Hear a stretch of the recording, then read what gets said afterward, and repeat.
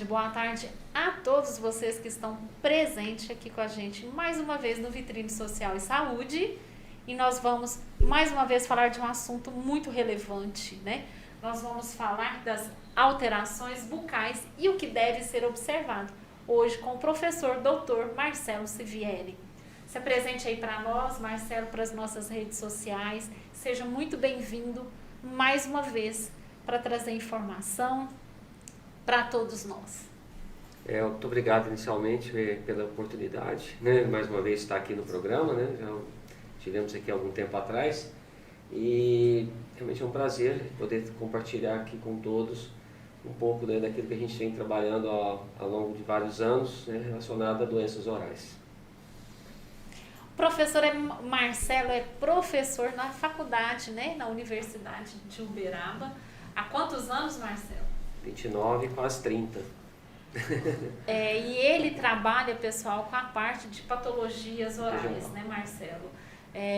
Eu acho que aqui na nossa cidade, você é o único dentista patologista, Isso. pelo menos que eu conheço, Sim, patologia oral eu me especializei, né, e me tornei o primeiro patologista oral aqui da cidade.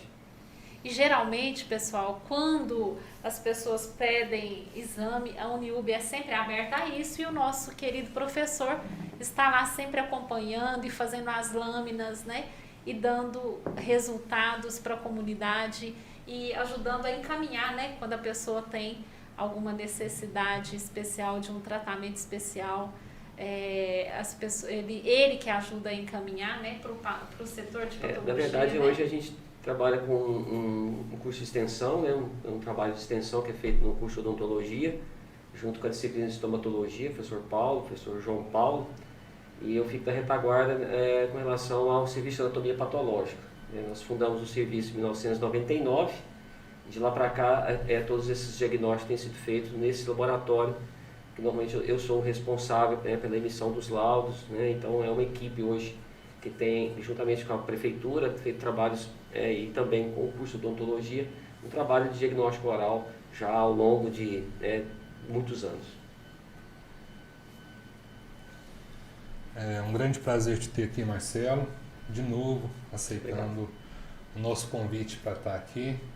E nós temos alguns assuntos muito importantes para falar, porque muitas vezes uma lesãozinha que começa pequenininha na boca e a pessoa não dá o devido valor a ela, ou às vezes uma coisa simples e a pessoa dá um valor exagerado e acha que é uma coisa mais séria, fica com medo. Então a gente desmistifica, procura entender um pouquinho da patologia bucal. Obrigado pela sua presença. Marcelo, quais são as principais patologias que a gente pode apresentar na boca? Bom, são muitas, né? Se a gente conversar de uma forma mais assim genérica, pensaria na cárie, né, que é uma doença oral, né, importante, antiga e tão conhecida. Talvez as doenças periodontais, as doenças que afetam a gengiva. E depois a gente poderia abrir o leque, né, de lesões que acontecem na mucosa, né, oral.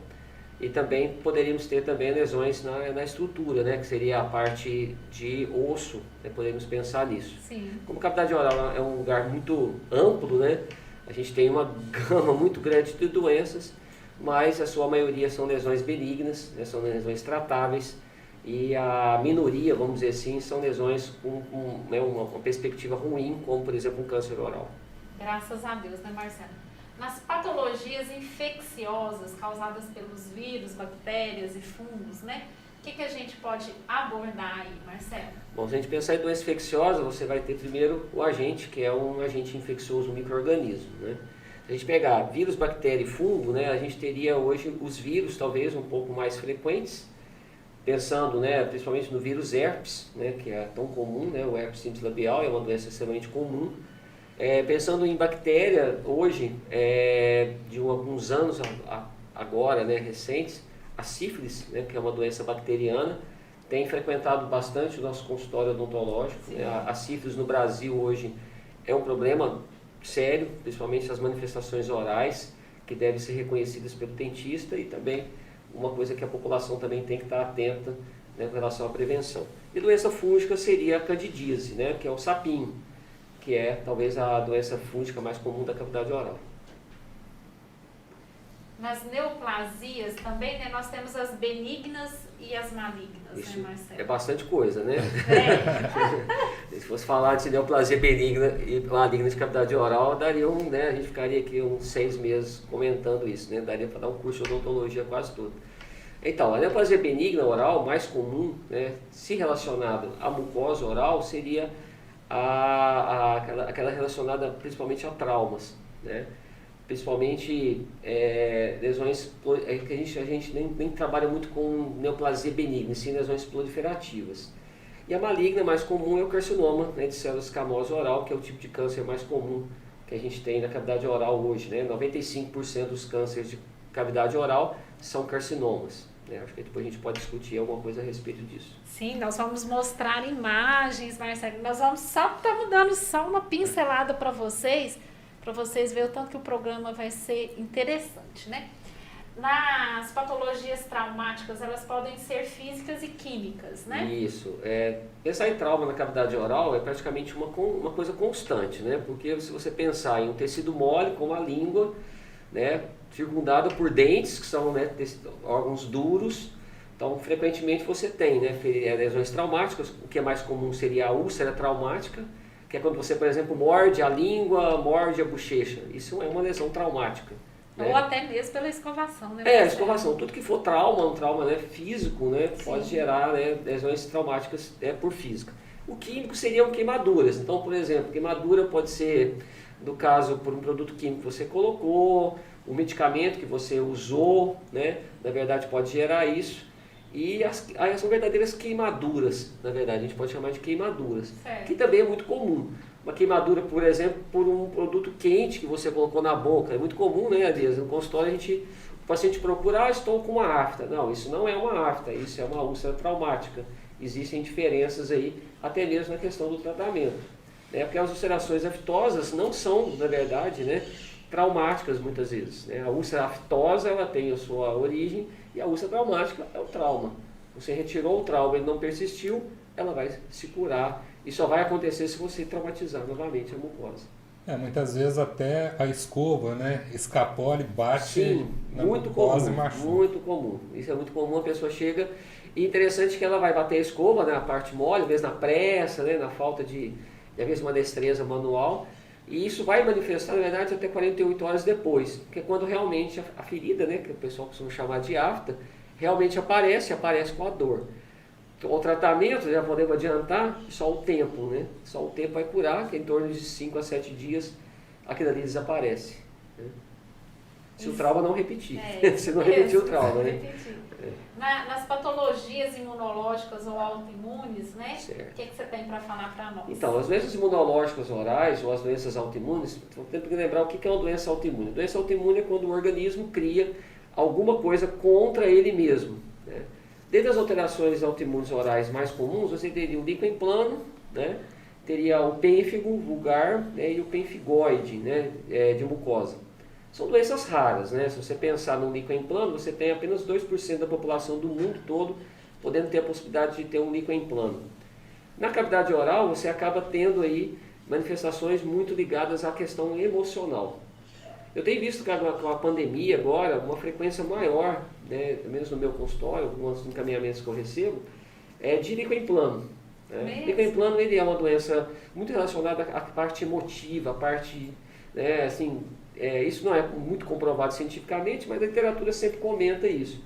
Que os pacientes que têm líquen plano são pessoas que têm uma questão psicológica envolvida com isso, né? Ansiedade, depressão, problemas psíquicos importantes. Então não adianta eu tratar só o líquen plano se eu não cuidar da parte psíquica também. E as outras, como o pênfigo e o pênfigoide, são doenças difíceis de diagnóstico.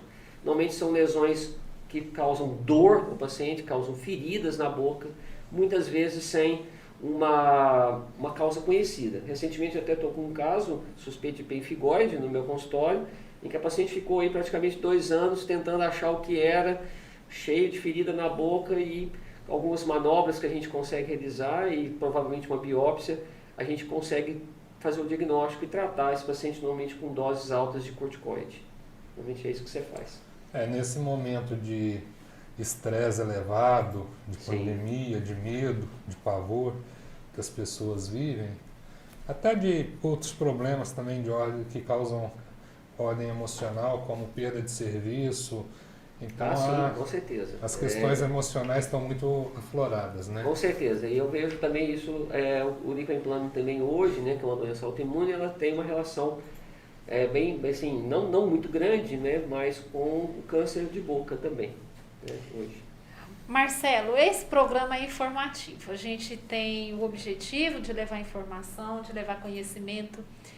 Então você encaminhou para nós, né, um vídeo para quando a gente for olhar uma estrutura que não está bem, primeiro você tem que conhecer a forma normal, a forma saudável, né? Então nós vamos rodar um vídeo aqui, pessoal, de o que devemos procurar, né? Na verdade é o autoexame, né, Nina? Isso. Eu acho que a população em geral, né, nós somos especialistas, né, nós três aqui dentistas somos especialistas, não é fácil você conversar sobre isso. Mas para a população em geral, o que seria o melhor? O autoexame da boca. Eu sempre bati nessa tecla, né, tantos anos, que eu acho que quem procura acha, né? E o não procurar que é o grande problema, como o Elias falou no começo. Às vezes a coisa é pequena e é diagnosticada tardiamente e fica grande. E a mesma coisa, né, o contrário. Então esse vídeo que eu escolhi é um vídeo que está disponível, né, está aberto à população no próprio YouTube, né, que traz uma sequência feita pela Unifesp, né, que é a Universidade de São Paulo, a USP de São Paulo, a parte de medicina, que tem uma parte de medicina oral importante. Eu achei legal esse vídeo porque ele é bastante educativo, ele é completo, eu acho que ele é um dos melhores vídeos que está aí disponível, né, nas redes sociais, aí, né, no YouTube no caso, e eu gostei porque ele é sistemático, quer dizer, para você fazer o exame é coisa muito rápida, muito simples, mas tem que ter uma sistemática para não ficar nada para trás. Porque não adianta você fazer meio exame da boca, você deve fazer o exame da boca toda. E aí o vídeo ele traz aí uma sequência bem interessante. E é o bom que, como está disponível, se você não conseguir, né, entender tudo, você pode, né, colocar ele para rodar quantas vezes quiser e seguir ali, até você aprender a fazer. Né? Hoje estão divulgado o câncer de mama, né, que você faz o autoexame, né, da mama.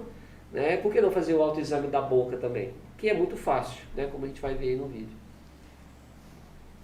Já vamos rodar para vocês. Então, começa lavando as mãos, né? Sempre é importante estar com as mãos limpas. Tente escovar os dentes para você não encontrar resto de comida no meio do exame, né? Que seria muito indesejável. Você usa prótese, você remove para poder ver a mucosa. Na verdade, você vai ver, na verdade, né? Você vai palpar tudo aquilo que você vê. O importante é isso. No lugar que tem iluminação, pode ser no seu banheiro, no espelho do seu banheiro, no lugar que tem iluminação, em frente a um bom espelho, né? Que você vai conseguir fazer isso com muita facilidade. Então, tudo que você enxerga, você palpa. Porque algumas manifestações orais de doenças têm endurecimento, né, tem formato de pequenos caroços, e isso com a palpação vai ser mais facilmente detectado, porque a mesma mucosa está íntegra e tem um caroço lá que não está dando para a gente ver ainda. Acho que o vídeo vai começar, né, e ele vai mostrar uma sequência. Então ele segue uma sigla, né, BLLAP, né, que é a bochecha, lábio, língua, assoalho bucal, para que você não esqueça nada. Eu sempre costumo dizer que você deve ir da parte mais externa para a parte mais interna, né? Porque aí fica fácil o exame. Porque a grande dificuldade que a gente tem às vezes no autoexame é que às vezes deixa de visualizar áreas importantes que podem ter doenças. E sem uma direção a pessoa fica meio perdida, né? Você vai ver que é muito fácil, porque quando o vídeo começa lá, basta você abrir a boca com o próprio dedo, você já está visualizando, né, fazendo a inspeção e basicamente iniciou já lá, com o próprio dedo indicador, você está lá palpando a mucosa que é flácida, né, que pode guardar um caroço, guardar alguma alteração ali que não é tão visível ainda, né, bilateralmente, não esquecer que tem que ser dos dois lados, sempre que você enxerga, agora passando o dedo na parte, né, de gengiva. Rodolfo, saiu, filho. Voltou ali na escovação, vamos lá. Então ele vai rodar, vai mostrar justamente, novamente, lá, a bochecha, veja. Né? Então é uma coisa muito fácil. Muito simples, né, Marcelo? Então, bochecha, depois ele passou na gengiva, né? Na verdade, você vai ver que mais na frente ele vai palpar a gengiva da parte externa, né? A gente chama de parte vestibular. Se Se você marcar, você vai gastar uns 2 minutos no máximo para fazer toda a sequência que mostra esse vídeo. Então, olha lá, ele palpa tanto em cima quanto embaixo, ó. Ele está sendo feito devagar, né? Porque né, é uma demonstração. Aí ele vai passar para os lábios, ó. Olha lá, você pega os 2 dedos, ó, faz uma pinça e everte o lábio, ó. Você consegue visualizar com muita facilidade isso. Olha lá, os dedinhos em pinça. Vai ser preciso para a gente justamente dobrar o lábio. Ó, então, novamente, a região labial ele está palpando. Repare que ele palpa, né? Após visualizar, ó. Bastante importante isso, né? Sempre que aquilo que você enxerga, você palpa. Everte o lábio superior, olha lá, você consegue ver novamente a mucosa, ver a gengiva, ver os dentes, né? Sem né, nada muito especial, apenas os dedos da mão. Palpando novamente, ó, a parte superior, ó, completando né, a área que tinha sido feita da bochecha, agora palpando o lábio. É algo bem tranquilo. E bem didático. É fácil, né? Uma coisa bem simples. Isso. A língua, você vai ver que ele vai colocar a língua para fora, né? A língua também, né? Tudo aquilo que você visualiza, você deve palpar. Então, levemente, uma palpação, ver se existe algum caroço. Olha lá, pega a ponta da língua, puxa e veja a parte lateral posterior. É um local onde esconde muitas doenças ruins, como o câncer, por exemplo. Tá? Um lugar muito escondido da boca, né? Que raramente a gente vê. Então, basta puxar, se a língua estiver escorregando, pega um pedaço de papel, né, de higiênico, prenda ali e puxe, né, puxe bem para fora.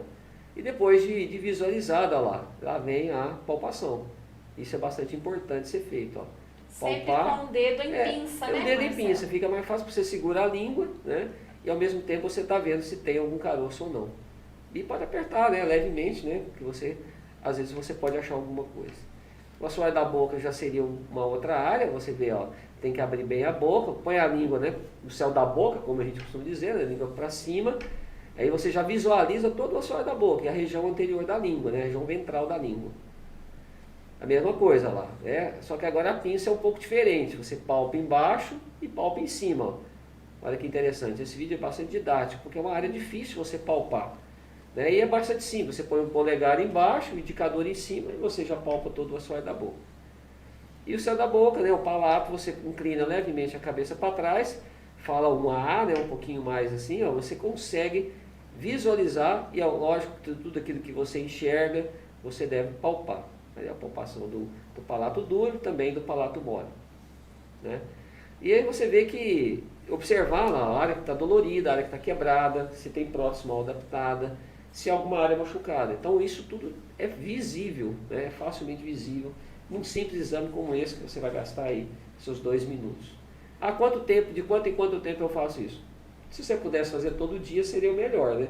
Se não houver, eu recomendado pelo menos uma vez por mês o exame. É claro que qualquer alteração de cor, né, de textura, está endurecido, está dolorido, está vermelho, está sangrando, está branco, deve ser procurado o dentista, né, para uma elucidação disso. Então, o dentista vai ter condição de fazer um exame um pouco mais aprofundado e, claro, relacionar com tudo aquilo. Então aí ele coloca um pouco sobre a questão do câncer, mas eu acho que o autoexame não é só para o câncer. Sim. Ele é para qualquer doença, até mesmo a CAD, né? Porque você consegue ver o dente cariado, né? O dente quebrado, né? A gengiva sangrando, a gengiva que aumentou de tamanho, que também são doenças muito comuns. E até mesmo a questão da prótese que foi dito aí. Que às vezes a prótese está machucando, né? Está retendo alimento, tem alguma coisa diferente. É isso mesmo, Marcelo. O intuito é de informar e acrescentar, né, no conhecimento das pessoas e também ajudar as pessoas a ser estimulada, a se olhar, né? As pessoas têm que aprender a se conhecer. O que eu acho que é importante é que as pessoas não podem deixar a vaca ir pro brejo, né? A gente tem que prevenção sempre melhor. Isso não é só questão só de doenças, né? Mas é questão da saúde. Né? A mulher hoje é estimulada a fazer a palpação da mama, por quê? Como prevenção. Né? Então por que a gente também não pode examinar a boca? Né? Que é tão fácil, é tão acessível, né? Não é tão difícil assim. Marcelo, nós colocamos essas imagens aí para você poder falar para o pessoal Sim. que isso é mais comum do que se imagina, Sim, né, Marcelo? Sim. Vamos começar da parte mucosa, né? Você está vendo aí o fibroma hiperplásico, ou também chamado de hiperplasia fibrosa, né? Inflamatória. e causado normalmente por dentaduras, por próteses traumáticas, e isso à esquerda, né? A imagem à esquerda. A imagem à direita você vê um fibroma traumático, também muito comum. São duas situações totalmente diferentes, porque a da direita você tem os dentes e o trauma sobre a mucosa causado ou por aquele aparelho ali ou pela mordedura da bochecha. E da esquerda é o trauma gerado pela prótese. Nós fizemos um trabalho agora em 2018, né, com um aluno do mestrado, em que nós levantamos os 15 anos, né, de diagnósticos de biópsia que nós fizemos no nosso serviço de anatomia patológica lá na universidade, um aluno de mestrado, e a gente constatou o seguinte: nós tivemos 1.400 e, me falei a memória, 1.430 e poucos casos diagnosticados em 15 anos. E para nossa surpresa, né, nós tivemos mais de 400 casos dessa hiperplasia fibrosa inflamatória, que é, na verdade, causada por dentadura ou, no caso, por mordedura. Então, praticamente, né, mais de 40% do que é biopsiado em tecido mole, que a gente recebe normalmente da policlínica, né, da Getúlio Vargas, são essas duas lesões. A gente vê o tanto que isso é comum. O da esquerda é causado por quê? Aquela prótese que machuca, aquela prótese da dentadura que está instável e que normalmente tem uma cultura, né, Elias, muito triste, né, que dentadura boa é aquela que machuca, né? Então, na hora que calejar, fica bom. Pelo contrário, é uma hiperplasia de tecido conjuntivo. A mesma coisa da direita, né? Você tem uma mordida no lábio, e eu costumo brincar, às vezes, né, vocês foram meus alunos, vocês sabem disso, eu costumo dizer que isso aí é a lesão de estimação, porque o cara vai assistir televisão e vai ficar mordendo a bochecha, aquela bolinha. E a gente não sabe se aquela bolinha realmente é uma hiperplasia fibrosa apenas. Uma lesão como essa da direita, ela pode ser um tumor de glândula salivar, que pode acontecer na bochecha, né? A outra, né, a da dentadura, o que acontece? Eu já tive um caso, me lembro muito bem, de um senhor de 75 anos, que ele foi diagnosticado com hiperplasia fibrosa inflamatória, com essa prega de dentadura, mas ele tinha uma ferida associada ao fundo, onde a prótese pegava. No diagnóstico nós descobrimos que ele tinha, na verdade, era um carcinoma ali, que pode ter sido, né, contribuída à formação da lesão pelo trauma. Não só que a dentadura deu câncer, não é isso, a dentadura contribuiu para, né? Então o paciente já poderia ter uma alteração genética, fumava, bebia, e o trauma ajudou a ter a transformação maligna, e esse paciente veio a falecer depois por metástases desse câncer, entendeu? Uma situação de desfecho muito triste, uma situação como essa. Marcelo, quando você falou ali de glândula salivar, eu lembro que uma vez nós encaminhamos um paciente nosso para você, que a gente tinha até falado para ele que era um problema de inflamação, que ele deu uma ferida bem grande de glândula salivar, mas mesmo assim ele ficou com muito medo e ele quis fazer a biópsia. Tem que procurar mesmo, né? O dentista ele está capacitado a fazer esses exames ou encaminhar para centros, né? Como a gente tem ali na universidade hoje um serviço de serviço de estomatologia, que é, né, um curso de extensão, que já estamos aí há quase 3 anos já. Na pandemia a gente teve um pouquinho de problema, né, de não estar funcionando, mas agora já voltou. E o professor Paulo e o professor João Paulo têm tocado isso de uma forma muito legal e o material todo é encaminhado para mim. Lá no serviço a gente analisa isso com todo carinho aí, e dá, né, conduz o paciente dentro dos tratamentos. Temos feito diagnóstico de câncer, né, a prefeitura normalmente está com uma parceria interessante, né, mandando os pacientes para esse serviço, então a gente agiliza. Para vocês terem ideia, a gente já teve casos de câncer lá, diagnosticado no serviço, que nós fizemos diagnóstico em menos de uma semana, né, encaminhando para um tratamento médico, porque o tratamento do câncer oral é feito pelo médico, não pelo dentista, né? Então agilizamos muito o processo. E também é importante que as pessoas não tenham medo. Eu tive uma paciente, por exemplo, lá no consultório, que ela foi reclamando dor num dente específico, aquele dente realmente estava ruim, eu removi o dente dela. Passou alguns meses, ela voltou com a região onde estava o dente inchado. Eu falei para ela, vai procurar o serviço da Uniub, porque ela não tinha condições financeiras, né? Sim. Encaminhei ela não foi. Passou um tempo, ela voltou no consultório com o mesmo problema. E aí na parte inferior do queijo, você já palpava, sentia um aumento. Eu danei com ela, falei, expliquei, chamei a atenção dela, do marido dela, aí eles foram, e realmente ela estava com um tumor e precisou ser operada, e graças a Deus deu tudo certo, mas atrasou um bom tempo. O medo talvez seja a pior doença que a gente tem, né? Porque se a doença existe, ela não, às vezes ela não vai se curar sozinha. Ela não vai né? sarar por medo, né? Por medo, medo não é remédio, né? Não. Então, Não, assim, a gente tem que realmente tomar iniciativa. Uberaba, ela é muito privilegiada porque tem esse serviço, tem uma referência muito boa, né? Que Uberaba a gente não está de maneira nenhuma, né, atrasado nisso tudo, até tem falado isso lá no curso, a gente tem um serviço sólido, né?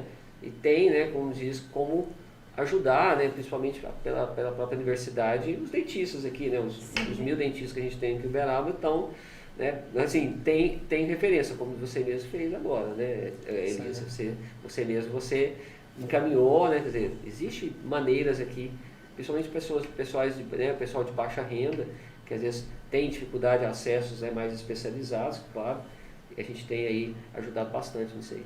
E as pessoas usam muito aquele provérbio que você falou lá, quem procura acha. E eles, principalmente os mais antigos, falam assim, não vou ficar fazendo exame não, porque quem procura acha. Mas o interessante é achar no início para tratar. Verdade. E ter chance de cura.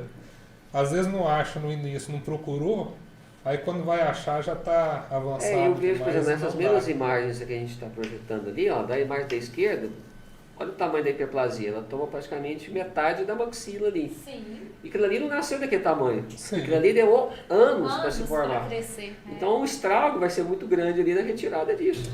Né? Não, Ao passo que aquele outro pequenininho, a gente não gasta mais do que 5 minutos para fazer a retirada daquilo ali, né? Do consultório, quer dizer, é uma coisa simples, né? Fácil. Você vai fixar isso em formal, vai encaminhar para o serviço e pronto. Né? Já vai estar, como diz, resolvido o problema muitas vezes. E se pensar que uma prótese total ela tem que ser substituída em média a cada 5 anos, Verdade. e ela vai, com o tempo, vai perdendo osso, ela vai ficando folgada, ela começa a dançar na boca e provocar esse tipo de lesão, quer dizer que essa lesão é de estimação há muitos anos. Sim. O grande problema é esse, porque elas passam a não doer, né? Na verdade são pregas de tecido.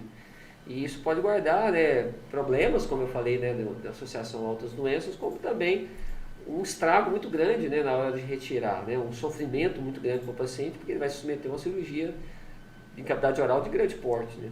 E até o risco da recidiva dela, né, porque já está aí há tanto tempo. Sim, com certeza. E tem que trocar a prótese, né? Tem que Sim. trocar a prótese também. Próximo slide, Rodolfo. Tá. Língua Olha, geográfica. essa língua geográfica. Geralmente a gente pensa que isso é só em adulto, né? Não, isso acontece em qualquer pessoa, desde as crianças, né? A língua geográfica é muito comum mesmo, é uma coisa que você vai ver muito isso em boca.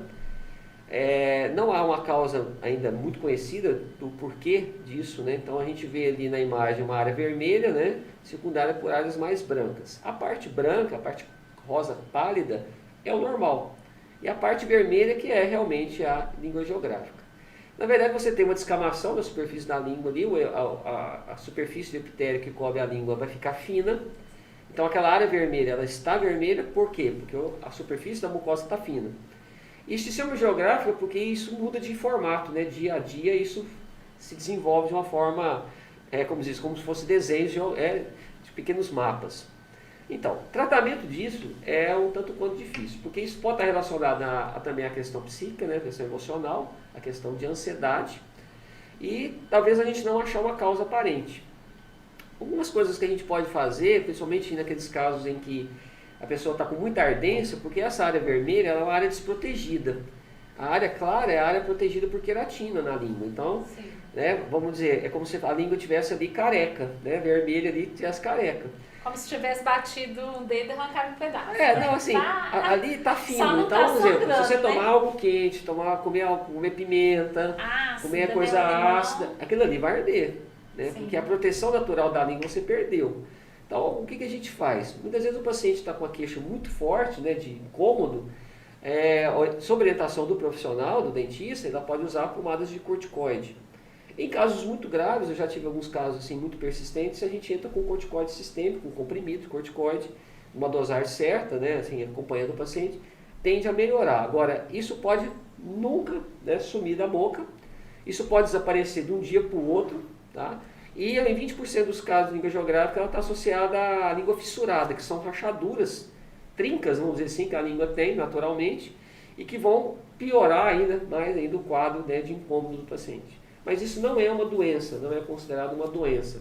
é considerado uma alteração oral que não é digna de ser uma doença. Na verdade, é uma descamação da superfície do dorso da língua que a gente não tem uma causa ainda muito conhecida. Mas que isso pode aparecer de uma hora para outra, Sim, né? somente a questão emocional. Para quem tem língua geográfica, o emocional é determinante. E aí você, às vezes, dependendo do incômodo, né, você pode entrar com um tratamento, né, tópico. Né? Tópico é mais fácil, que dá alguns efeitos bons. Mas não é garantia de que nunca mais vai aparecer ou que isso vai desaparecer, né, pelo tratamento. Vai haver uma melhora da ardência. O corticoide só vai servir mesmo para melhorar a ardência, né, o quadro agudo que às vezes o paciente tem.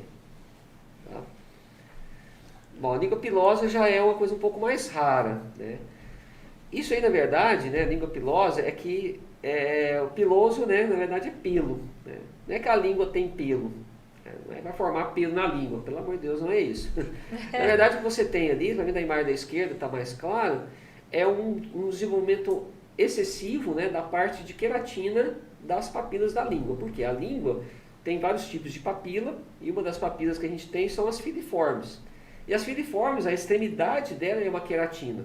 Sim. E a gente sabe que queratina é igual cabelo. Né? O cabelo nosso é queratina. Então essa queratina, na verdade, ela é uma proteção que a gente tem. Né? Como na língua geográfica a gente perde essa queratina, na língua pilosa eu tenho o contrário.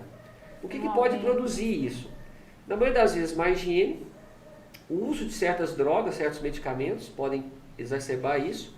E ela pode variar de uma cor branca, amarelada até negra. Né?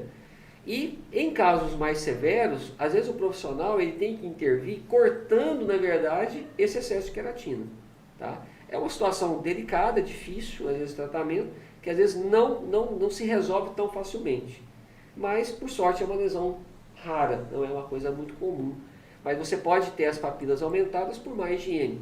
E aí, como aqui é um programa educativo, eu sempre falo que língua a gente limpa com raspador de língua. Né? O raspador de língua, ele é um coadjuvante. Eu acho que você tem que ter a escova de dente, você tem que ter o fio dental e um raspador de língua. Escolher um raspador de língua adequado. Né? Se você for na farmácia hoje, nos locais, você vai achar vários. Mas eu vejo muitas vezes, de uma forma muito crítica, isso porque você tem raspadores de língua que não funcionam. Ou são exagerados demais e ninguém consegue, por exemplo, aqueles que têm formato de colher, por exemplo, eu acho aquilo ali horrível, eu não recomendo.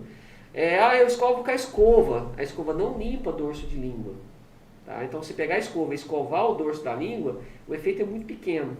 Na verdade, a limpeza do dorso da língua deve ser feita por raspagem.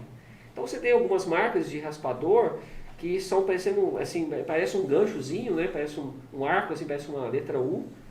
Tem uma marca que eu gosto muito, a marca Colby, né? Você compra até pela internet, que é muito prático, né? E você vai fazer realmente raspar o dorso da língua, não é raspar arrancando o couro, não. Raspar levemente, tirando aquela saburra, que é a coleção de bactérias que você tem, que vai realmente crescer no dorso da língua. Isso vai te ajudar o quê? A não ter mau hálito. Porque o mau hálito, né? O mau hálito, a gente pode até posso abrir o leque e falar também. Claro. É outro assunto também que eu poderia falar, né? O mau hálito, o que é na verdade? O mau hálito, 80% das causas de mau hálito são língua suja. 20% é o resto. O que é o resto? Estômago, problema dentário, né? Problema de gástrico. Mas 80% do mau hálito é língua suja. Então, se você tem mau hálito, normalmente a língua é suja. Por quê? Naquela região ali que a gente vê que está preta, vai haver a deterioração de alimento, de bactéria e de células. E vai dar um mau cheiro danado. Então, o raspador de língua, ele é capaz de quê? De retirar essa chamada saburra lingual, que é a maior causa, né, do mau hálito, que é aquele cheiro podre, né? Porque aquilo ali, na verdade, é material podre que você coleciona. Então, se você não tem o hábito de limpar a língua, do dorso da língua, consequentemente, pode ter certeza que você deve ter a litose. Mais exagerada pela manhã, mas pode persistir durante o dia. Por quê? Porque essa área cheia de restos, ela libera gás sulfúrico. Então, isso fede mesmo, né? Vai cheirar enxofre, né? Cheirar coisa ovo podre, né? Vamos dizer assim, né? Então, tem pessoas que você vê que tem um hálito muito forte. Por quê? Porque não tem a língua limpa. Ah, mas eu escovo com a escova. A escova não limpa isso. O que limpa, na verdade, é a raspagem, em que você realmente, como se diz, remove por raspagem essa saburra, que pode prevenir também a formação da língua pilosa. E nem é efetivo também aquela ranhuras que tem nas costas da escova Não, para ser bobagem. usada como raspador. Aquilo Né? ali é bobagem. Né? O bom é o raspador de língua. Fica a dica, eu uso, né, a marca Kolbe, Kolbe. Pode entrar na internet, você compra na internet, custa aí. Você compra, normalmente eles vendem por 5, né? Vai custar em torno aí de uns R$40, R$50. E você usa vários anos. Você tem os de metal e tem os de plástico. Eu prefiro o de plástico, porque ele tem uma vida útil. Quando ele perde a efetividade, você pega então e joga fora e compra outro. E troca, E você compra 5, né? Dá para a família toda, né? Então todo mundo acaba usando o raspador. É muito bom. Se você tem um raspador, normalmente você vai prevenir língua pilosa e vai prevenir talvez aquele mau hálito, né? Aquele mau hálito pesado mesmo, né? Porque tudo bem, quando você acorda de manhã você tem mau hálito, né? Você tem ali a boca com material deteriorado. Mas aquele mau hálito persistente, 80% dos casos, segundo a literatura, é por língua suja. Tem mais, hein? Rodolfo, Vamos cadê? lá. Bom, aí entra doença viral. Bom, aqui você vê doenças do pé, mãos e boca, né? Eu vi que essa aqui é a 16. Essa é uma doença comum em criança, normalmente agora na época do verão, né? É um vírus muito disseminado e que existe, né, certa dificuldade em diagnóstico. O dentista é interessante pelo seguinte, como ele é um vírus, né, que dá manifestação na forma de pequenas bolhas, pequenas vesículas, não só isso vai afetar a boca, né, como se fossem pequenas aftas, mas isso também vai desenvolver, né, como o próprio nome fala, na mão, no pé e na boca. Isso é muito comum em criança, não há tratamento, você não precisa fazer um tratamento. Tratamento de suporte, o que é? Você está com febre, dá antitérmico, você está, né, com dor, dá analgésico. E dura de torno de 7 a 14 dias. Acho que as pessoas devem ficar atentas, né, na dúvida, como isso é muito comum em criança, pedir um aconselhamento do pediatra, né, que pode ajudar. Mas normalmente é uma doença de 15 dias, né? Você tem, ela passa e você não tem nunca mais, você acaba adquirindo anticorpos contra ela.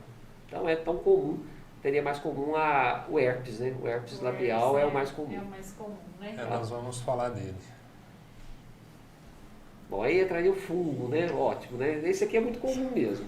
E a situação, as duas, né, bem comuns. Vamos falar o da direita primeiro, que seria a chamada candidíase pseudomembranosa, né? Ou chamado sapinho. Bom, em crianças, né, você ter sapinho, principalmente crianças até os seus 3 anos de idade, é muito comum, por quê? Porque o sistema imune está imaturo, a criança entra em contato com muitos ambientes, né, diferentes, põe tudo na boca, põe coisa suja, e às vezes a cândida ela se sente à vontade, porque todos nós temos cândida, né, vivendo dentro da boca. Sim. Só que a cândida na boca, normalmente ela vive de uma forma não patogênica, né? Se o ambiente bucal muda, ela começa a crescer e o crescimento dela transforma ela em algo patogênico. Então, o que na verdade você vê à direita ali é a formação de pseudomembranas, de película, uma película branca, parece nata de leite, que você raspa e remove. Na verdade, a candidíase, quando eu vejo ela na boca, ela está me dando um sinal de que algo mudou, né? Então, na criança, é o ambiente bucal imaturo, o contato com o ambiente, né, com o meio, né, que faz com que ela tenha. Tratamento muito simples, pomadas de antifúngico. O que eu gosto de usar é o Dactarin gel, né? Meus filhos mesmo, quando eles eram crianças, eu passava Dactarin na chupeta e mandava eles chupar o Dactarin. A pediatra na época ficou horrorizada, mas eu falei, bom, pode ficar tranquilo que eu sei o que eu estou fazendo. Em 3, 4 dias a candidíase está debelada, né, em crianças. Em adulto, a conversa é um pouco diferente. Por quê? A candidíase presente em adulto, a pseudomembranosa, significa o seguinte, há alguma alteração imunológica. Então é comum você ver pessoas que usam antibiótico muito tempo, vão usar antibióticos 2 meses, 20 dias, antibióticos mais fortes, né, mais de largo espectro, isso vai mudar a flora, né? Não só a flora intestinal, que ele vai ter diarreia, mas ele vai mudar a flora da boca também. E a cândida, na verdade, ela compete com as bactérias da boca, por alimento, por aderência, né? É uma briga danada por sobrevivência. E quando as bactérias desaparecem, a cândida então se desenvolve. Então ela acaba criando a candidíase. Então teria uma situação como essa do antibiótico, ou existe alguma alteração imunológica importante, né? Há tempos atrás era uma doença comum em paciente HIV positivo, né? Principalmente o paciente HIV positivo numa fase mais tardia, né? Já entrando na fase de AIDS, né? Seria um sinal característico. Não quer dizer que quem tem candidíase tem AIDS, não é isso que eu estou falando. Mas é um sinal de que algo está errado, né? Então, candidíase na boca, quando você tem algum desequilíbrio. Então, deve-se procurar o que, na verdade, é esse desequilíbrio.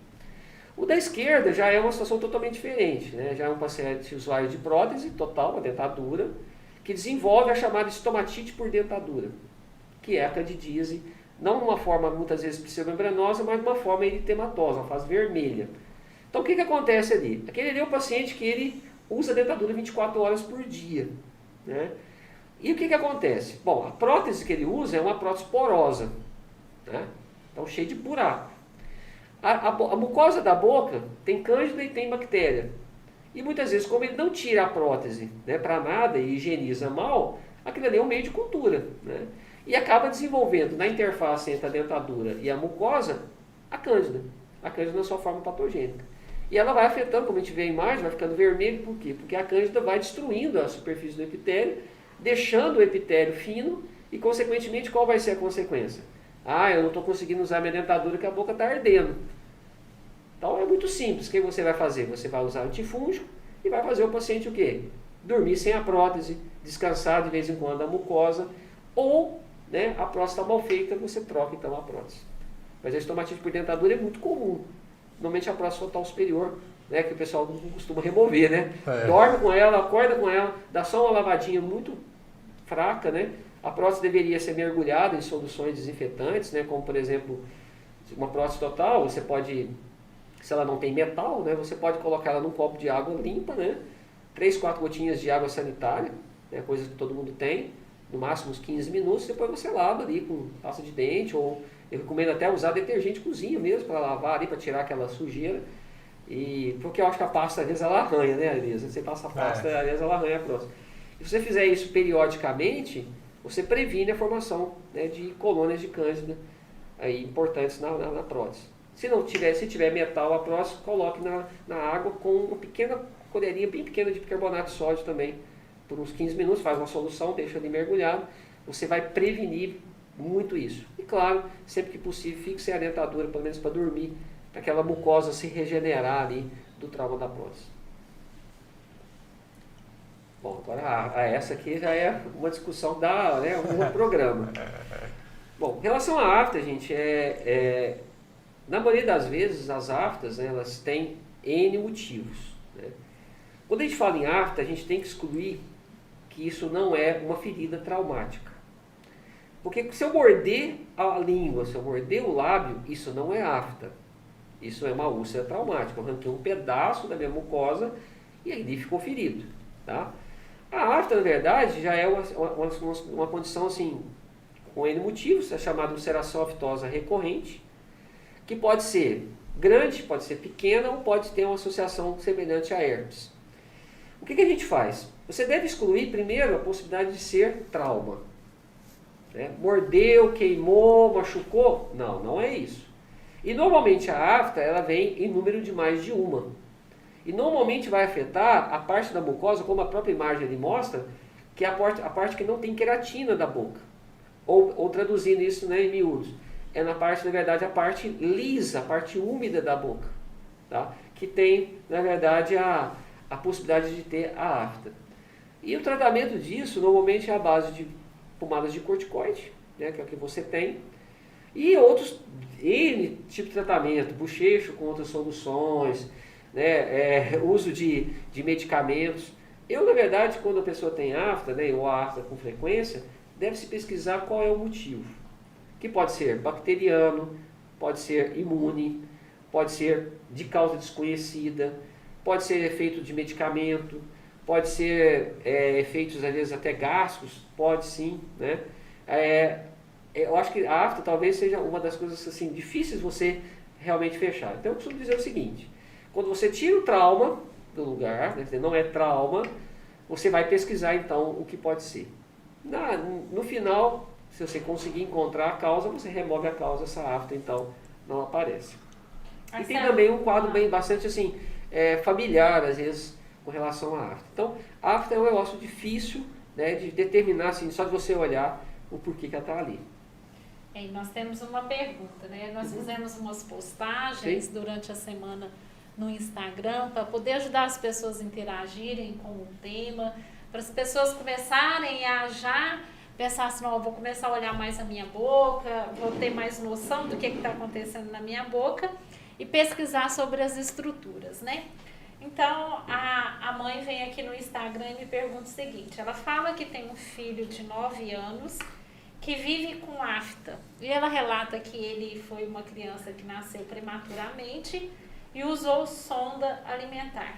Mas que ele também tem a condição de autista e toma várias medicações. Ela pergunta se isso pode ser o causador das aftas na criança. Precisamos pesquisar, né?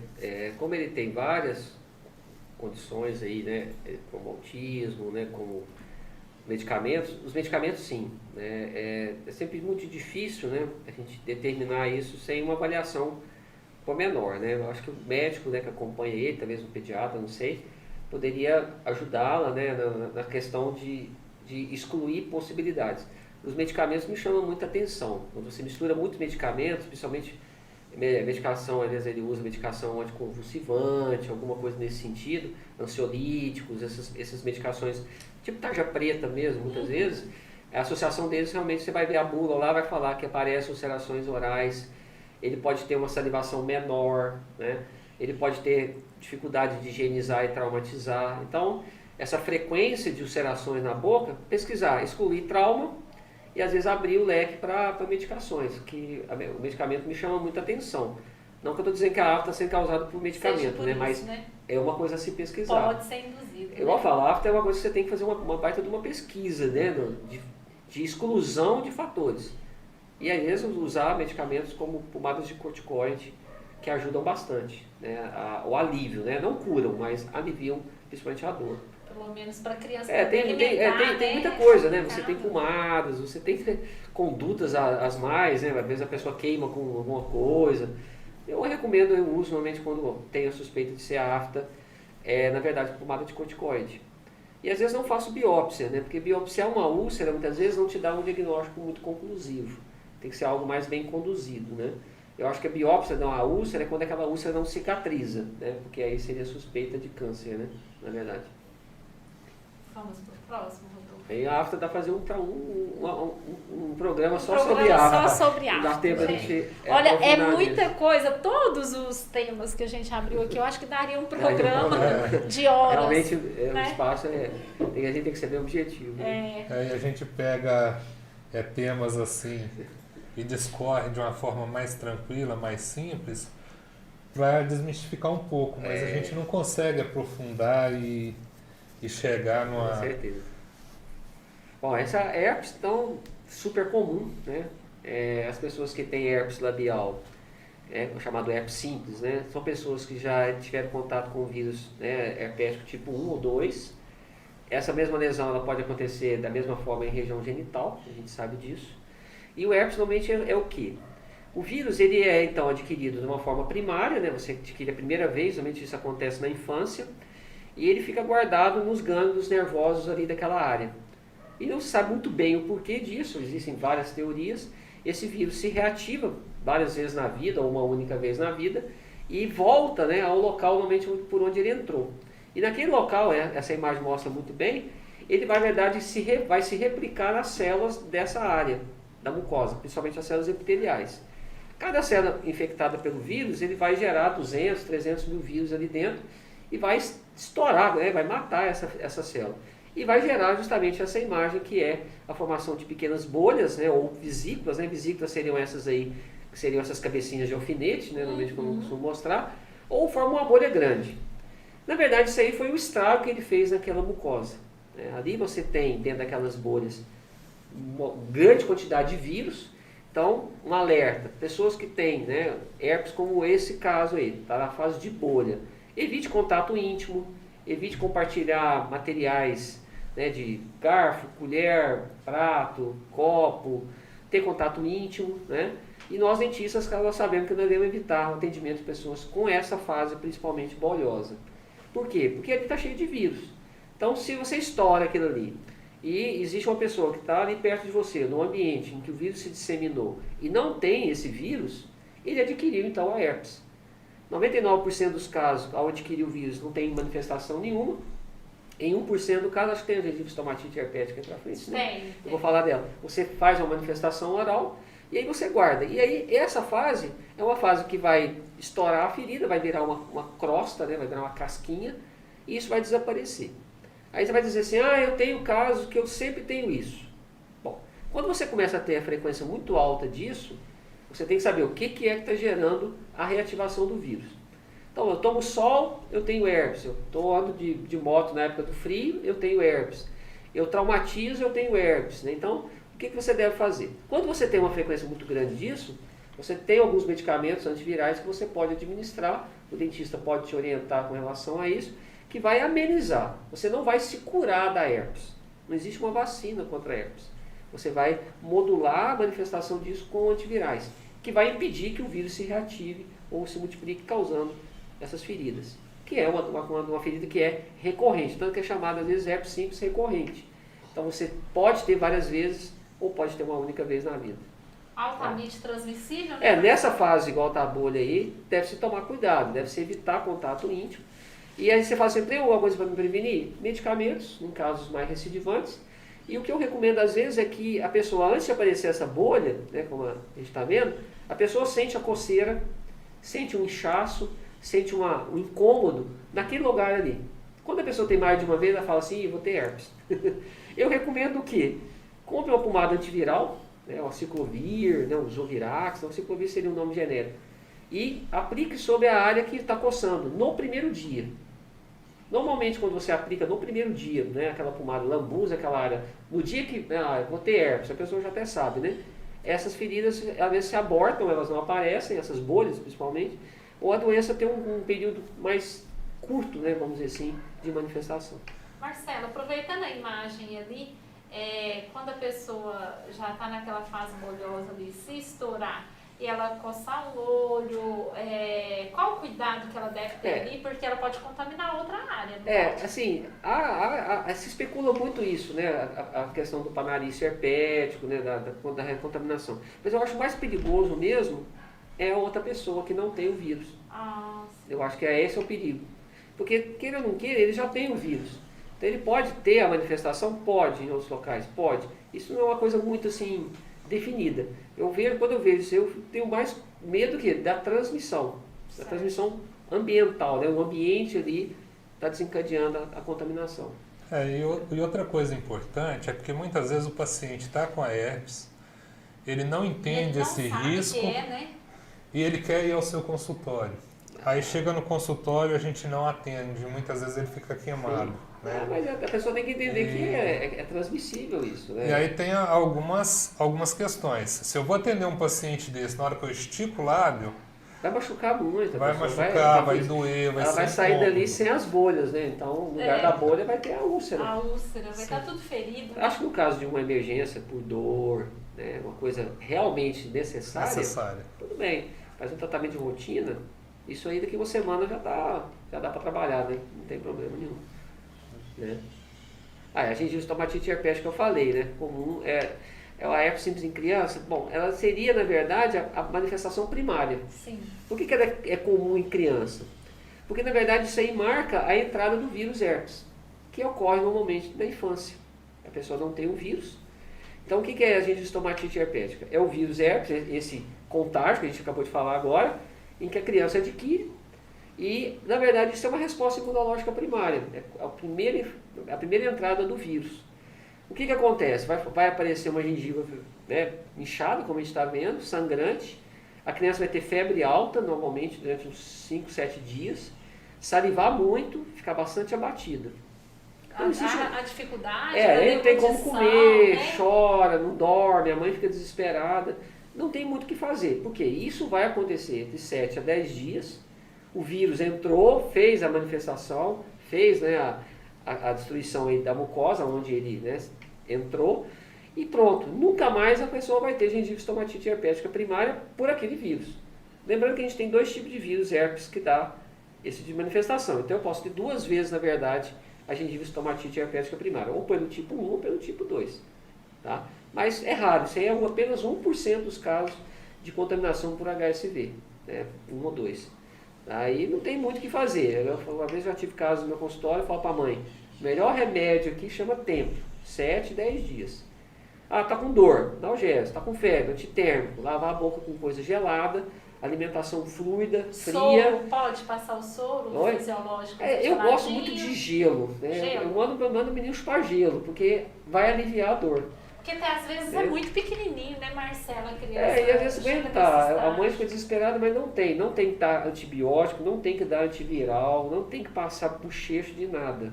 Eu falo, isso aí vai curar com 7, 14 dias. O melhor remédio para dor, remédio para febre. Pra febre. E o gelo. Ah, chupar gelo não vai dar dor de garganta. Não, é um vírus que fez isso aqui, não tem dor de garganta ali. E aguentar as pontas. No adulto é mais sério. Então, se um adulto adquire gengivite estomatite herpética, normalmente são casos bem graves, nesses casos que são necessários até internação. Mas é raro, né? São muito raros. Muito raro. Não é uma coisa comum. Como é que tem ali?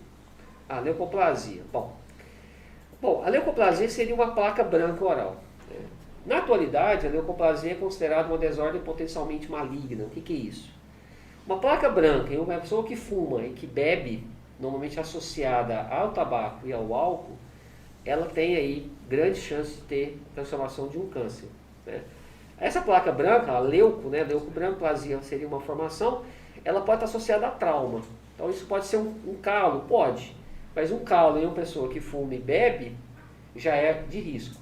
Leucoplasias, elas são doenças assim que devem ser avaliadas muito cuidadosamente com o dentista e principalmente na situação que você tem de tabagismo etilista. Né? Então o dentista tem que estar atento. Ah, você fuma, você bebe?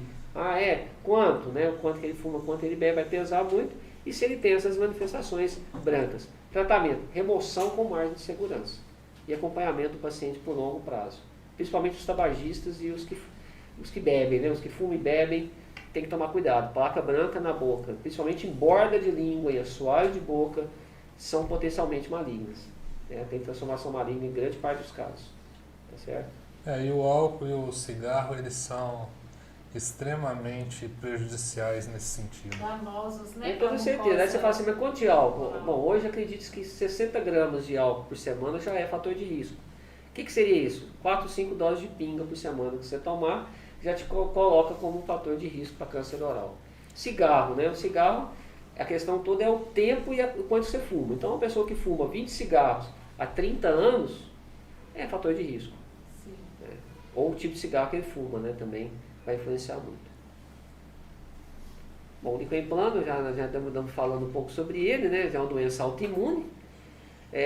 Uma das características do líquen plano seria mais a imagem da esquerda, né? Que são placas brancas em forma de estrias.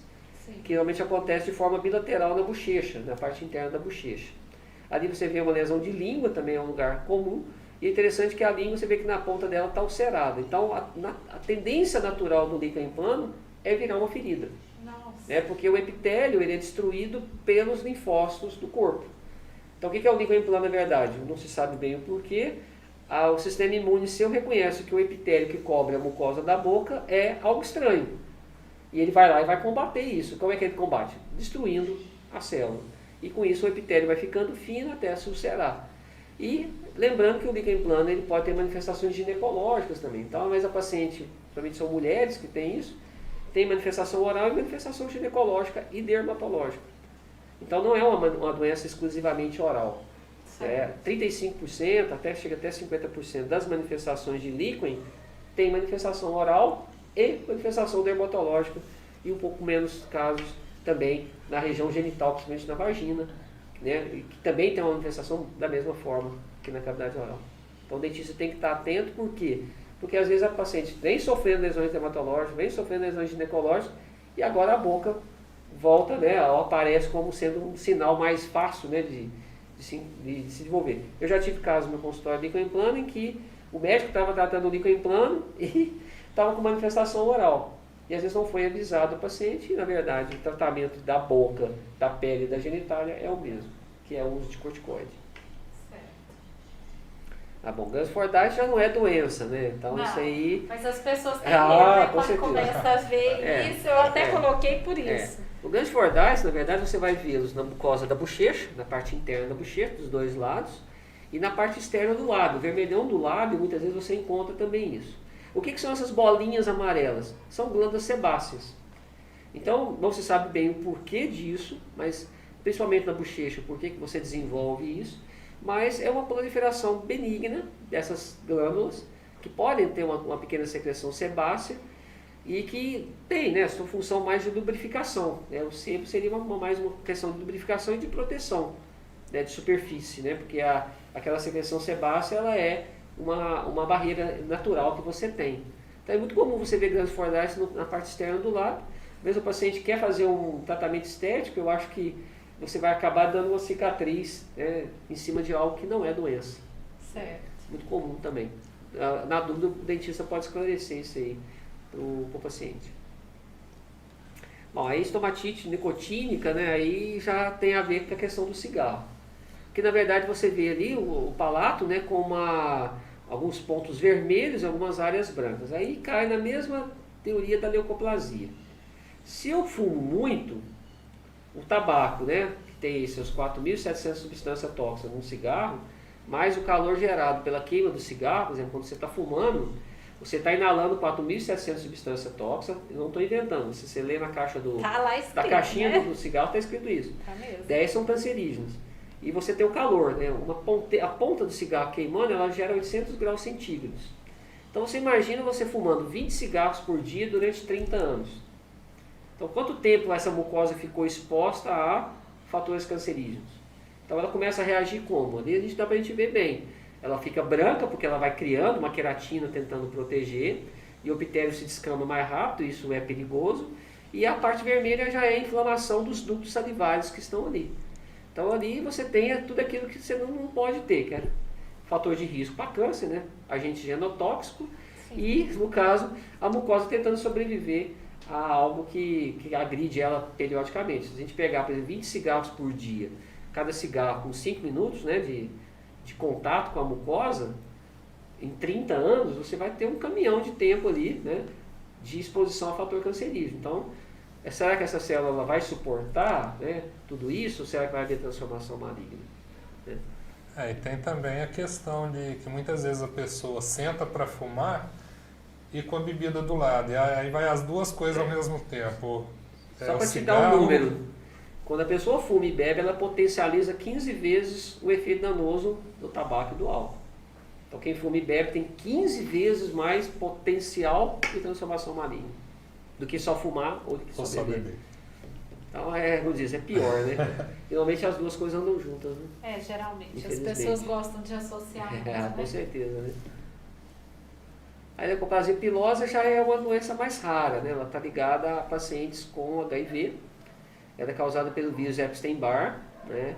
E aparece somente de forma bilateral. Então não é uma coisa muito frequente, né, você encontrar. Você teria que ter aí a condição HIV, né? Você tem que ser HIV positivo e ter uma condição, às vezes, muitas vezes imunológica afetada pela doença, né, pelo HIV, para manifestar. Mas não é. Mas tem que ficar atento porque, não pensando na pilose, mas aproveitando a imagem, hoje, falando do câncer um pouquinho, o câncer hoje em pacientes jovens é um negócio que vem preocupando muito a Organização Mundial da Saúde, né, o Ministério da Saúde.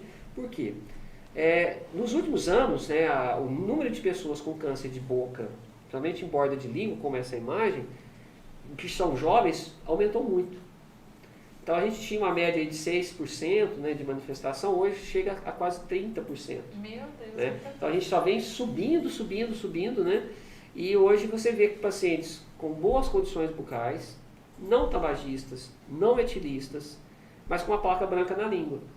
E quando você vai remover aquilo ali, né, que você deve remover essas placas brancas, já são carcinomas.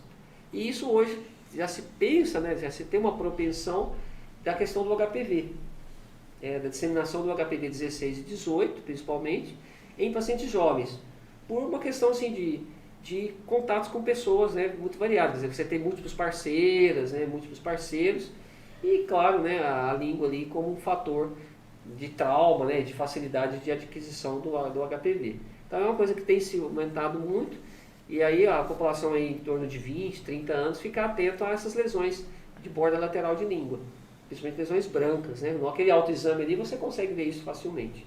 Sim. E quanto menor, melhor. Você tira, remove, né? Tivemos um caso algum tempo atrás de um paciente jovem que do nada apareceu com essa placa, foram ver, já era um carcinoma, ele perdeu parte da língua e agora umas últimas notícias é que já tinha também coisa esparramada em algum outro lugar. Então é uma coisa preocupante hoje, né? A gente tem visto isso com bastante frequência. E a mudança de hábito da juventude, principalmente nessa questão de ficar, de pegar, Isso, eu isso falo muito tem- isso na minha aula com os alunos esse semestre, estava falando isso semana passada. Né? A promiscuidade, parceiros, né? Então isso aumenta o risco de você adquirir doenças infecciosas, né? Porque, né, faz às vezes muita coisa sem proteção. Né? Verdade. A gente chama atenção. Às vezes o paciente não tem fumo, ele não fuma, não bebe, né? Porque a forma clássica do câncer é o quê? O paciente de 45 a 55 anos, fumante, né, a longo prazo, alcoólatra, né, com condição bucal precária, com boca suja, boca estragada, com alimentação ruim. E hoje isso vai na contramão. O paciente de classe social mais alta, tem, né, condição bucal perfeita, não fuma, não bebe, mas tem a lesão na língua e a lesão por HPV. O que muitas vezes a gente não entende é a juventude querer fumar com tanta informação como tem hoje. Na nossa época, as propagandas mais bonitas eram do cigarro, era sempre com aventura, era sempre que era assim, era uma pessoa diferenciada, muito importante. Eu vejo uma coisa pior. Hoje você tem os cigarros sem fumaça. Hoje mesmo eu estava falando isso, fui num lugar que tinha um negócio desse em cima da mesa.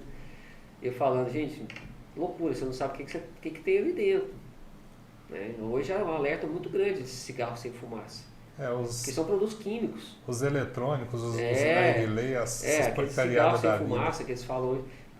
Isso hoje é um alerta muito grande em relação a isso. Não se sabe o que vai acontecer. Tá? Às vezes a pessoa, eu tô fumando sem fumar. Não, é veneno do mesmo jeito. Ou às vezes fala assim, não, mas eu fumo só o palheiro, não tem nada, não. Não existe. Fator de risco. Fator de risco. Verdade. Bom, a sífilis é uma discussão também um pouco ampla, né? A sífilis ela tem várias manifestações. Né?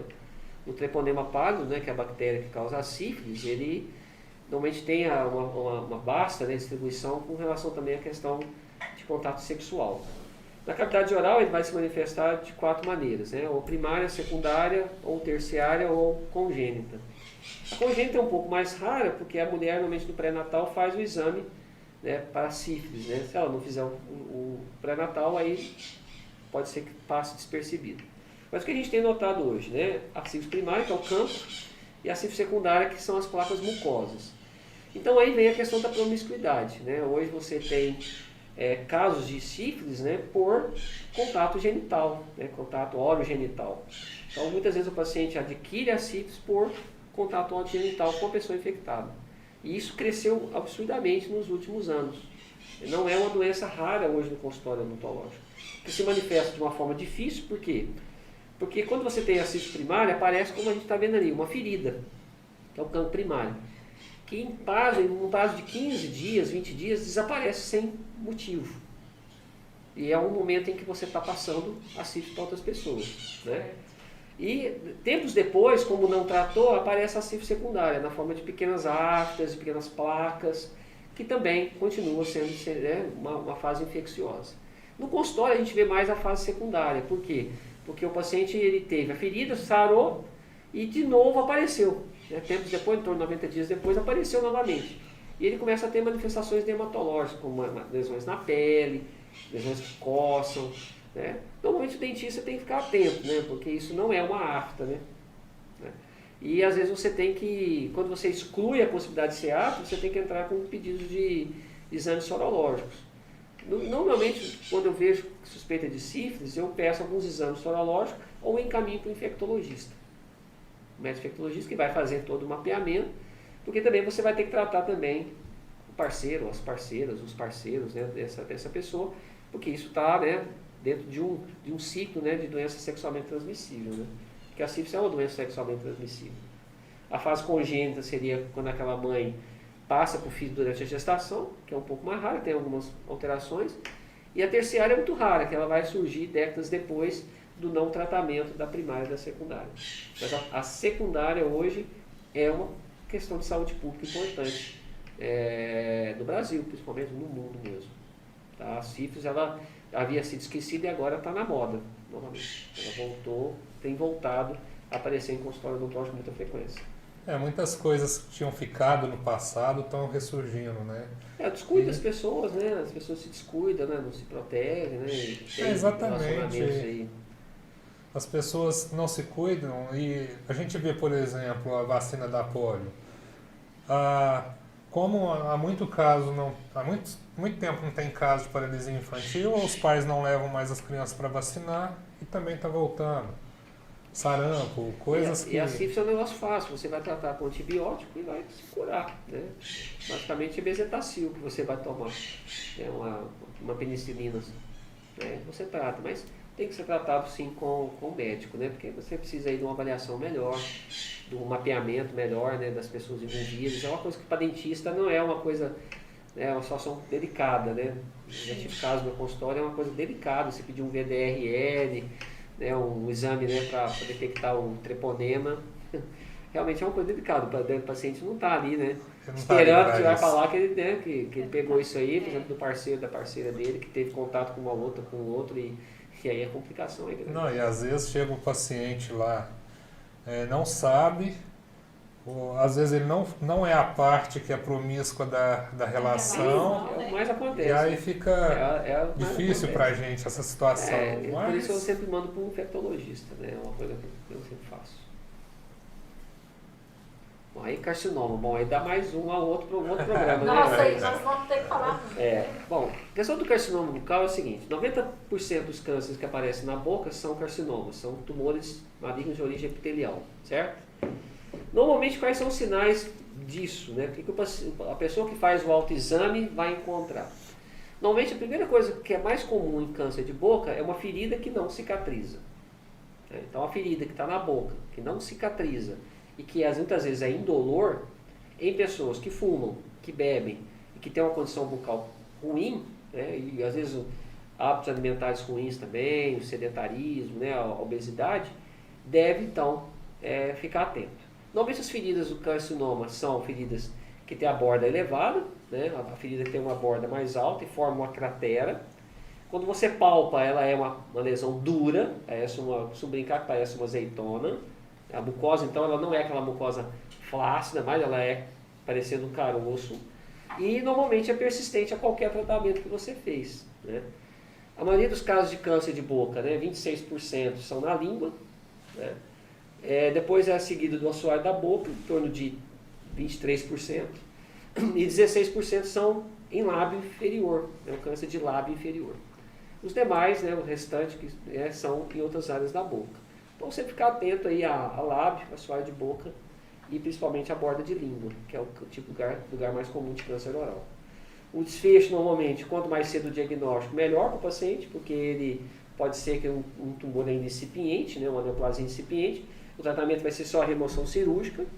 Em casos mais graves, né, você vai ter sequelas graves, porque o paciente vai perder parte do maxilar, parte da língua, né, esvaziar parte do pescoço e a chance de ter metástases, né, que isso esparramar, principalmente para o pulmão, né, que é o primeiro maior local mais comum do primeiro estágio, né, de disseminação do câncer de boca.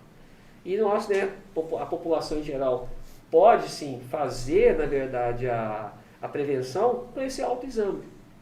Porque se eu detecto uma pequena ferida que não cicatriza mais cedo, o tratamento é muito mais fácil, né? Não que seja comum, né? Por exemplo, no Brasil hoje, né, a estimativa para o ano 2021 é que a gente tenha 625 mil novos casos de câncer no Brasil, geral, né? De boca, estima-se 15 mil casos por ano, né? Então são 15 mil pessoas que vão ter câncer de boca, feridas, né, que não cicatrizam. Então existe, né, isso por ano. No mundo hoje, né, se estima 20 milhões de pessoas com câncer todo ano. de boca, né, no mundo todo, estima-se que nesse ano 2021 serão cerca de 300 mil casos. É um Uberaba inteiro, né, praticamente, tendo câncer não deixa de ser por ano, né? preocupante, né? Então existe, né? Isso realmente é uma coisa que existe no consultório, existe no dia a dia, e que se a população se autoexaminasse mais, se preocupasse em fumar menos, em beber menos, em escovar, ter uma condição bucal melhor, né, ter uma condição de saúde melhor, claro que isso diminuiria. Como eu falei, eu já estou há quase 30 anos, né, na docência, e eu dou essa aula de câncer todo semestre. Até eu brinquei com a turma esse semestre, que eu falei, ó, já é a minha... tem 60 vezes que eu falo desse assunto, que todo semestre eu falo desse assunto. Eu nunca vi câncer diminuir. Então só tem aumentado, e a estimativa para 2040 é que esses casos somente aumente, né? Então, se a gente está aqui num programa de informação, faça o autoexame, procure atendimento. Não esqueça que sua boca tem que ser examinada, tem que ser, né, no caso, vista por você. Porque isso vai prevenir penha de coisa, né? Não só a questão estética é importante, né? O dente branco, o dente bonito, o implante, né? A gente sabe que a odontologia, né, hoje até mesmo questão orofacial, hoje está muito na moda, mas se você não se autoexamina, né, você descobre as coisas muito tarde. E às vezes pode ser uma dessas vezes, você pode estar dentro dos 15 mil casos aí que vão ter câncer, né, no Brasil hoje. É interessante. O câncer normalmente é mais comum em homens, né, do que em mulheres, né? Então estima-se em torno de 11 mil casos em homens e o restante em mulheres para o ano 2021. Né? Estimativa do Instituto Nacional do Câncer, né? O INCA, né? Que é quem na verdade faz essas estimativas anualmente. E aí fica a dica, né? Faça o autoexame e se perceber alguma alteração, procure o dentista. Essa é para que ele possa te examinar melhor. Exatamente. Né? E porque as condições orais, né? As doenças são muitas, né? São muitas, né? Vamos ver. Olha, o que a gente tinha para apresentar hoje, né? Para as pessoas, Marcelo, na questão de informação e tentar, né? Igualzinho eu coloquei lá, pegar informação de pessoa que realmente está trabalhando há quase 30 anos, né, Marcelo? Com essas patologias orais, a gente sabe que o conhecimento é verdadeiro, que a gente pode confiar nesse conhecimento. Então, além de nós sermos ex-alunos seus, nós somos colegas de profissão, nós somos colegas que confiamos no seu trabalho. Obrigado. E sempre que a gente tem alguma dúvida, a gente recorre, tem essa liberdade, né, de recorrer a você. E se você que assistiu o programa ou vai assistir depois tiver alguma dúvida, pode procurar a gente, mandar mensagem para a gente no direct. Se a gente não souber responder, a gente encaminha para o professor Marcelo, que ele sempre atenciosamente, sempre responde. Então, se você tiver alguma dúvida, a gente consegue fazer esse meio de campo, né, com o Marcelo. E a gente só não explora muito a sua presença, né, Marcelo? Porque a gente sabe da correria, sabe da sua dedicação como professor, da sua responsabilidade como profissional autônomo também no consultório. Então a gente fica grato pelo seu tempo, pela sua doação aqui com a gente, que cada vez mais a gente vai aprendendo. Estou sempre à disposição, né? E com o pessoal, e com o pessoal que está aqui assistindo. Tem muito, né? A gente tem muita coisa para falar, né? Eu falei, não dá para aprofundar, né? Porque realmente são coisas assim, mas eu acho que a informação básica, como vocês têm passado, né, semanalmente vocês trazem assuntos bem interessantes, isso é muito bom. Né? A população é que ganha com tudo isso. Né? E essa informação básica, muitas vezes a pessoa não tem acesso, porque entra lá no YouTube, mas às vezes a informação é mais voltada para o aluno que está fazendo a faculdade, é mais voltada para o profissional. Muitas vezes não está assim esmiuçada, simples para a pessoa comum que está em casa. Às vezes também há muita coisa errada também, né? Sim. A gente sabe que nem tudo que está ali é bom, né? Então Sim. tem que saber filtrar, e eu acho que a gente como profissional tem que estar sempre trazendo, né, como diz, aquilo que está na ciência, né, com embasamento científico é muito importante. Né? É verdade. Nós estamos aí, né, com vários problemas, né, Marcelo, na questão dessa pandemia, né? E a gente tem um outro assunto. Eu quero voltar no assunto, Marcelo, nessa pandemia. Como que o profissional da saúde, nós dentistas, eu fiquei muito admirada e muito feliz de saber que dos profissionais de saúde é o que menos se contaminou. Porque a gente tem isso como gratidão aos professores da nossa faculdade, que sempre passou uma biossegurança, né, Marcelo? Você sempre bateu isso na tecla. Todos os professores lá na UniUB sempre cobrou isso muito da gente. E isso nós tivemos um reflexo positivo agora, né? Eu vejo que a pandemia também ela atrapalhou muito o acesso, né? Então, existem vários, eu já assisti algumas lives, já participei de algumas coisas, em que há um represamento, né, de muita lesão. Então, há uma preocupação que esse retorno, né, agora esse retorno que a gente está tendo, né, agora a gente já começa a assistir o jornal ontem, né, ele começa a ficar preocupado com as novas variantes. Então, esse nosso retorno, né, esse represamento é muito importante, que as pessoas ficarem em casa, né, às vezes não se cuidaram, né, esqueceram de outras coisas, entra a questão emocional, como a Elias falou, e a gente tem que estar atento. Eu acho que, volta a falar, o bom autoexame é sempre o melhor caminho, né? Porque se você se autoexamina, se você procura, você acha, né? E acha muito cedo, e esse é o ponto mais importante. Acho que talvez é o grande foco, né, desse nosso programa de hoje. Isso. Se autoexaminar para procurar e achar e correr logo atrás daquilo que você achou, né? Acho que isso aí é fundamental, a população ter essa visão, né? Porque doença a gente vai conseguir diagnosticar.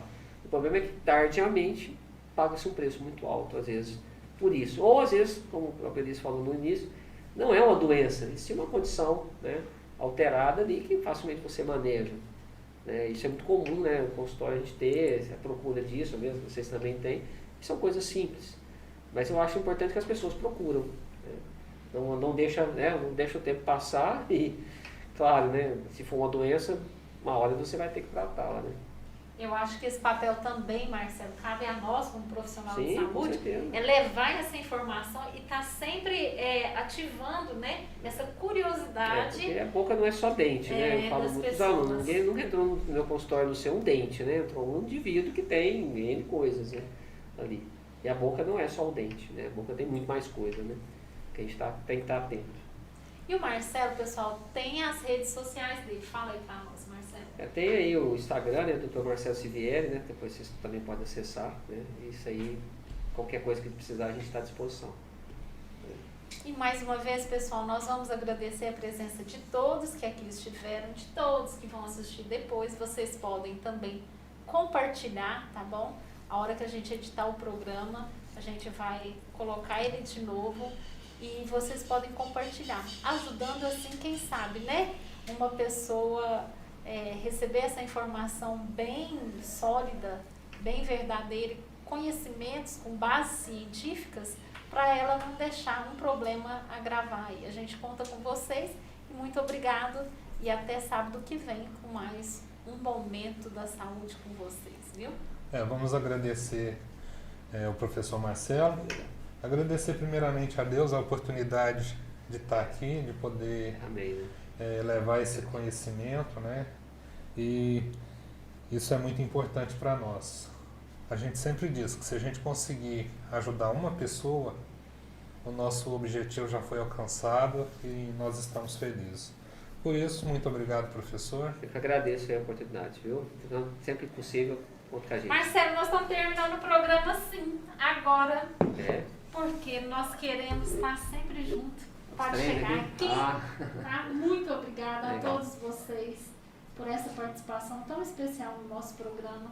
E a gente consolida esse conhecimento e essa vontade de ajudar as pessoas assim, Marcelo, obrigado. agora, viu? Muito obrigado. Obrigada, e Obrigado a estamos vocês. juntos. Muito obrigado. E semana que vem temos o Dr. Marcos aqui e nós vamos falar de alguns problemas na gengiva, situações periodontais.